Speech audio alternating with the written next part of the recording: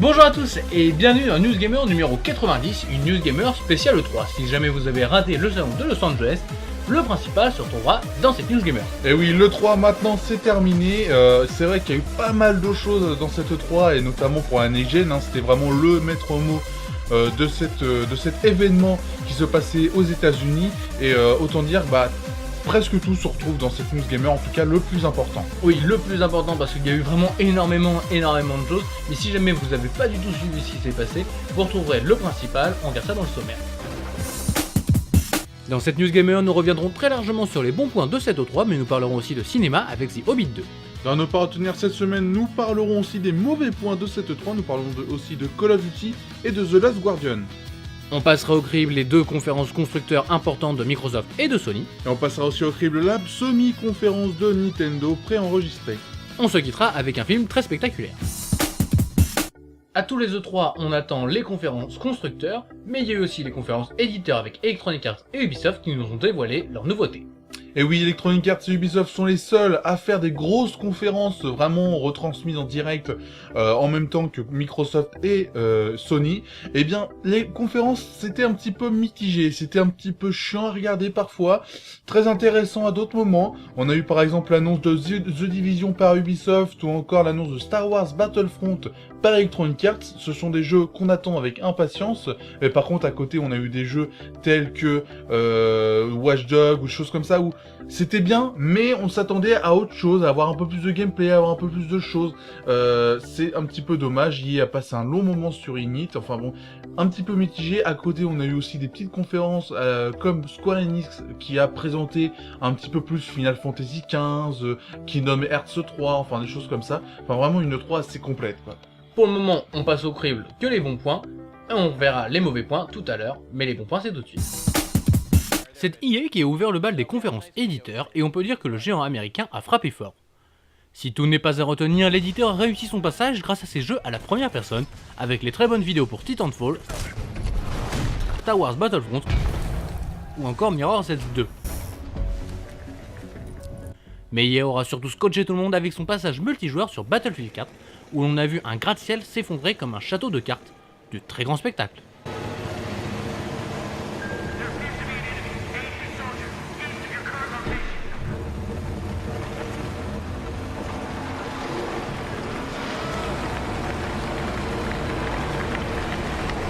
En plus d'Electronic Arts, Ubisoft a aussi fait sa conférence pour l'E3. Beaucoup de jeux ont été présentés et dans à retenir, il faut parler des jeux les plus marquants. Pour la génération actuelle, l'éditeur français a présenté Rocksmith 2014, Rayman Legends, South Park le bâton de la vérité, Watch Dogs et Assassin's Creed 4 Black Flag. Pour la prochaine génération, The Division a fait l'effet d'une bombe en fin de conférence. Autant dire que ça fait pas mal de choses à attendre.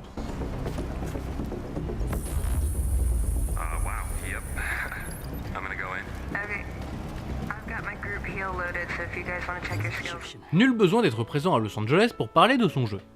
Grass Shopper Manufacture a ainsi profité du salon californien pour nous montrer son prochain jeu Killer is Dead, et nul besoin de vous préciser pourquoi ce jeu nous donne furieusement envie, les images parlent d'elles-mêmes. Le jeu sortira en août sur PS3 et Xbox 360. One day, you may have to walk this path too. La série Warhammer en jeu vidéo n'est pas morte avec THQ. En effet, le studio Behavior Interactive vient d'annoncer la mise en développement de Warhammer 40 000 Eternal Crusade, un MMO.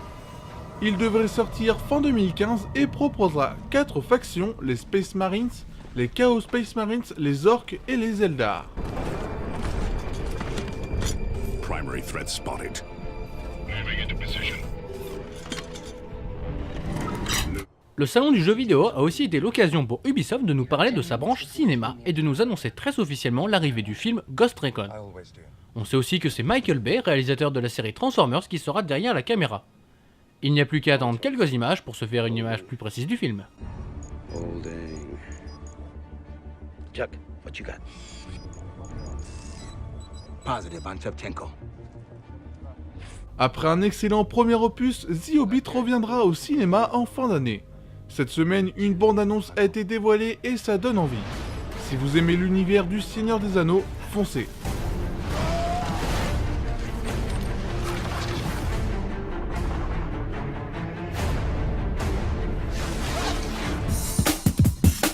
La Xbox One pose la grande question de la connexion internet permanente, et bien Microsoft a une solution. C'est Don Matrick, donc le grand patron de Xbox chez Microsoft, qui a répondu durant une interview de Game Trailers que si vous n'avez pas internet, il faudra acheter une Xbox 360 et pas passer à la Xbox One. C'est un peu une réponse vraiment excessive. On ne comprend pas du tout ce que fait en ce moment Microsoft au niveau marketing. Ils ratent totalement leur truc. On ne sait pas du tout pourquoi ils répondent ça. Enfin, on a l'impression qu'ils sont pas sûrs de leur console. Et là, Don Matrix, il a complètement raté, quoi. On vous a parlé tout à l'heure des bons points des conférences Electronic Arts et Ubisoft. On regarde tout de suite les mauvais points. Encore une fois, Call of Duty s'est distingué, et encore une fois, c'est d'en ne pas retenir. Tout simplement, Activision nous a proposé un long gameplay du solo pour que l'on se rende compte que le changement, c'est pas pour maintenant. Pire, à côté des nouveautés annoncées par les concurrents, le célèbre FPS fait vraiment misérable. Ça sent vraiment la fin de cycle et on ne va pas s'en plaindre. Let's keep moving. Delta 1-1, this is Stalker 2. We are en route to your position, about 2 clicks out. Now copy. Solid copy, Stalker. Après avoir donné les bons points de la conférence d'Electronic Arts, il faut bien sûr parler des mauvais points, et il y en avait. Tout d'abord, la présentation de Need for Speed Rivals. Les graphismes n'impressionnent pas du tout, et on a l'impression de voir le dernier Most Wanted. Ensuite, le trailer dévoilé pour Dragon Age Inquisition montre que chez Electronic Arts, tous les studios ne sont pas à jour. C'est joli, et c'est seulement une cinématique. Quand on voit The Witcher 3 à côté, on a le droit de se poser des questions. Une dernière chose mauvaise dans cette conférence, c'est le long moment passé pour le moteur Init. C'était très chiant puisque le moteur n'impressionne pas du tout, surtout quand on voit le moteur de 2K Sports. Every single day, based on the real world of sports. Here they are, our EA Sports games for Xbox One and PlayStation 4. Il n'y a pas qu'EA qui nous a déçus lors de sa conférence, Ubisoft n'a pas franchement fait mieux. En plus d'un rythme plutôt trop mou, l'éditeur français nous a présenté des vidéos déjà vues ou inintéressantes, comme pour Splinter Cell, The Mighty Quest for Epic Loot ou encore Just Dance 4. Pire, on attendait plus de nouveautés comme des nouvelles du projet Osiris ou du prochain Rainbow Six. Il n'en a rien été, et c'est bien dommage.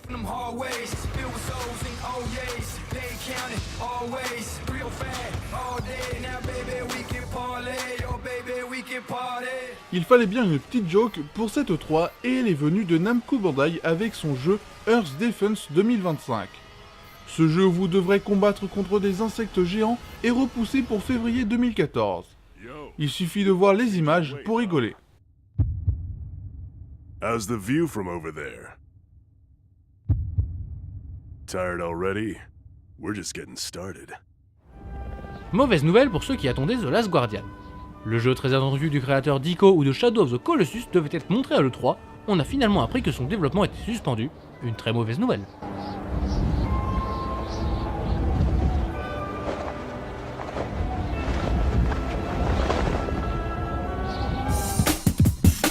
Comme pour chaque E3, on bouleverse nos habitudes du passé au crible, puisqu'on va vous parler des conférences constructeurs. Les conférences constructeurs, c'est vraiment quelque chose qu'on attend avec impatience à l'E3, et autant dire que Microsoft et Sony ont mis le maître mot sur la next-gen en disant voilà ce qu'on va proposer, en mettant les gens en avant, en mettant pour Sony par exemple le design, le hardware un petit peu de la console, en contre-attaquant aussi Microsoft vraiment grand, mais on a aussi le petit Nintendo maintenant, puisque avec le Nintendo Direct qu'ils ont fait, c'était franchement très moyen, ça n'a même pas duré 1 heure, ils ont présenté que très peu de choses, même si c'était intéressant à la fin, ça manquait encore des choses, on a l'impression que Nintendo abandonne petit à petit presque le jeu vidéo, ils ont vraiment du mal à trouver leur place. Est-ce que les conférences ont bouleversé la hiérarchie des consoles? On regarde ça tout de suite.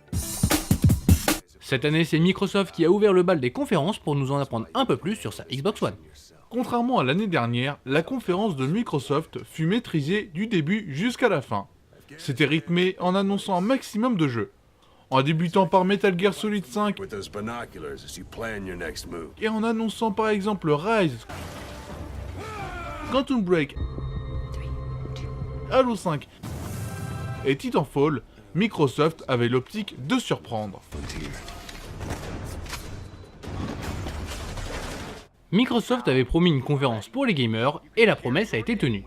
On peut même dire que l'éditeur a mis les bouchées doubles pour proposer des exclusivités à sa console, parmi lesquelles The Project Spark, Quantum Break ou encore le très attendu Dead Rising 3, des jeux très différents pour une console faite pour tous les types de gamers. Le gros problème de cette conférence, c'est le manque de réponse sur le fonctionnement de la Xbox One. Aucune réponse concernant le DRM, les jeux d'occasion ou encore l'utilisation du cloud. Par contre, les Microsoft Points deviennent de la vraie monnaie, votre liste d'amis sera illimitée et vous pourrez retransmettre vos parties sur Twitch en direct. La conférence de Microsoft était donc plutôt intéressante, ce qui lui vaut la note de 4/5. Taking a look at one of our new franchises now, a visually stunning game that uses the power and performance of Xbox One to put you in the middle of an incredible period in history. Sony avait un défi de taille en passant après Microsoft, défi relevé haut la main. En faisant sa conférence, Sony a voulu tout montrer et c'est ce qui a été fait. En effet, le design de la bête a été dévoilé dès le début, on aime ou on n'aime pas. C'est en tout cas mieux que la Xbox One. Ensuite, Sony a bien sûr dévoilé des jeux next-gen qui sortiront dessus avec beaucoup de gameplay. On peut nommer Watch Dogs, Assassin's Creed 4, Infamous Second Son ou encore Destiny. Que du bon à prévoir.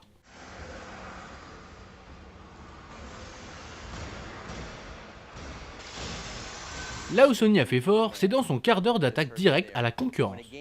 Pas de connexion obligatoire, des jeux sur CD que l'on pourra prêter ou revendre librement, un vrai grand moment de communication. Sell it to another person, lend it to a friend, or keep it forever. Bien évidemment, Sony n'a pas oublié la PS3 et la PS Vita. Le début a été consacré à ces deux consoles en montrant les prochains titres qui sortiront dessus. Sur la console portable, on retrouvera Day Nation, Killzone Mercenary, Counter Spy ou encore Tearaway.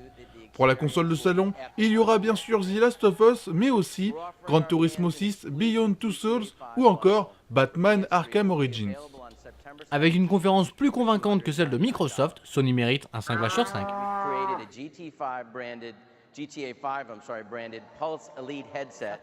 Même s'il n'était pas présent sur le salon, Nintendo nous a concocté un Nintendo Direct spécial E3 pour nous annoncer ses nouveautés, et c'était plutôt raté. En elle-même, la conférence de Nintendo fut longue et mal faite. On a l'habitude de voir des conférences préenregistrées, mais en commençant en disant qu'une réunion d'actionnaires sera bientôt tenue, c'est pas très classe. De plus, c'était vraiment trop carré, trop propre, avec un Satoru Iwata qui a encore du mal avec l'anglais. Starts in Los Angeles in just a few hours. We are broadcasting this Nintendo Direct simultaneously around the world. Quand tout va mal, il faut reprendre les fondamentaux, et Nintendo l'a bien compris. On a donc eu le droit à notre lot de jeux estampillés Mario et ses amis comme une nouvelle aventure 3D pour le plombier moustachu. C'est bien, mais on attend autre chose aussi.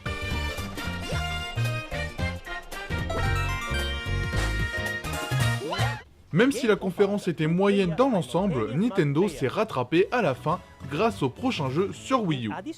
Pas de Mario, mais seulement des jeux pour hardcore gamers. Avec Donkey Kong Country, Tropical Freeze, Bayonetta 2, Super Smash Bros et X, la Wii U a un avenir certain devant elle. Malheureusement, ce sont des jeux qui sortiront en 2014, peut-être trop tard pour relancer la console. La Wii U n'est pas morte, c'est le message de cette conférence, un message pas très convaincant, ce qui vaut la note de 3/5. This new title from Mr. Tetsuya Takahashi's team will be launching in 2014. La News Gamer spéciale 3 c'est bientôt fini, mais avant qu'on se quitte, il faut qu'on vous parle d'un événement très important, ce sera nos 5 ans, la fête de nos 5 ans. Maintenant on vous en parle un petit peu toutes les semaines et ça arrive de plus en plus vite, parce qu'il faut à tout prix que vous soyez là, et pour ça il faut que vous vous inscriviez sur la page Facebook, en tout cas c'est mieux. Voilà, donc on vous le rappelle encore une fois, le 29 juin, ça sera nos 5 ans d'existence sur internet, ça fait quand même un sacré nombre, on espère encore rester des années, mais ça on verra bien. En tout cas le 29 juin, il y aura un live exceptionnel, on espère que vous serez là, avec un concours en plein live, mais aussi un concours après le live durant une semaine. Enfin voilà, vachement de trucs à faire, à voir. Et oui, la page Facebook, donc l'événement Facebook qu'on a créé, qui vous pouvez vous inscrire, c'est public. Ça nous permettra de savoir combien il y aura de personnes approximativement. Si on peut, voilà, inviter des gens pour GTA 4, pour nous rejoindre en pleine partie, ça c'est vraiment sympa. On verra bien, mais en tout cas, si vous êtes sur Facebook, allez-y. Oui, allez-y, n'hésitez pas à partager, n'hésitez pas à ramener des gens autour de vous, à en parler. Il y a des trailers qui sont sur YouTube et sur Dailymotion et tout ça pour vous raconter un petit peu ce qui va se passer précisément. Donc on vous indique où y aller, surtout n'hésitez pas à cliquer dessus pour tout bien comprendre, mais on espère que vous allez venir. Et puis on espère aussi que vous allez venir, pourquoi pas, sur Jeux Vidéo Live le dimanche soir à 20h30 comme d'habitude. Là notamment, nous y serons juste après cette News Gamer. Si vous avez envie de débattre sur le 3, qu'est-ce qui s'est passé, si jamais vous n'avez pas tout suivi, qu'il vous a manqué des choses, parce qu'on n'a pas tout dit non plus dans cette News Gamer, voilà, il fallait faire une synthèse. Donc n'hésitez pas, c'est le dimanche soir sur Jeux Vidéo Live, et puis vous pouvez toujours aller sur Jeux Vidéo Live, il n'y a pas de souci, même le reste de la semaine. Et puis sinon, on se quitte comme d'habitude avec une vidéo. Alors là, on n'a pas pris une vidéo de l'E3, hein. Pour une fois, on a dit bon, on en a quand même déjà bien parlé, on a pris une bonne vidéo de cinéma, parce qu'il y en a une grosse qui est tombée, c'est 300, la naissance d'un empire. Voilà, 300, la naissance d'un empire, c'est un peu la suite directe du premier 300 qui avait fait quand même beaucoup de fans, on va dire ça comme ça. Là, celui-là, il revient. Alors, ce n'est pas le même réalisateur, c'est vraiment différent. On n'a plus l'esprit un petit peu noir, l'esprit bizarre même du film, du premier. Là, on a vraiment... Voilà, c'est vraiment un film hollywoodien comme on peut voir maintenant, mais ça peut être quand même sympa. Des attaques toujours de guerriers, enfin voilà, ça parle toujours de guerriers avec un mec complètement barjot. Enfin, c'est du 300, ça reste du 300, mais plus par le même réalisateur. Une bonne annonce en tout cas ultra spectaculaire. On espère que vous avez apprécié cette émission et on vous dit à la semaine prochaine. Salut. A promise.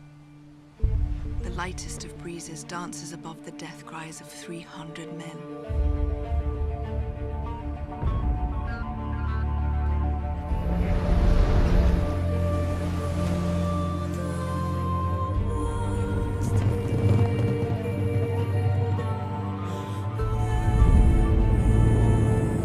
That breeze became a wind.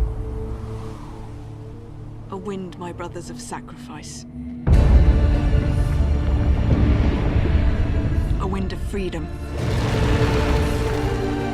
A wind of justice. A wind of vengeance.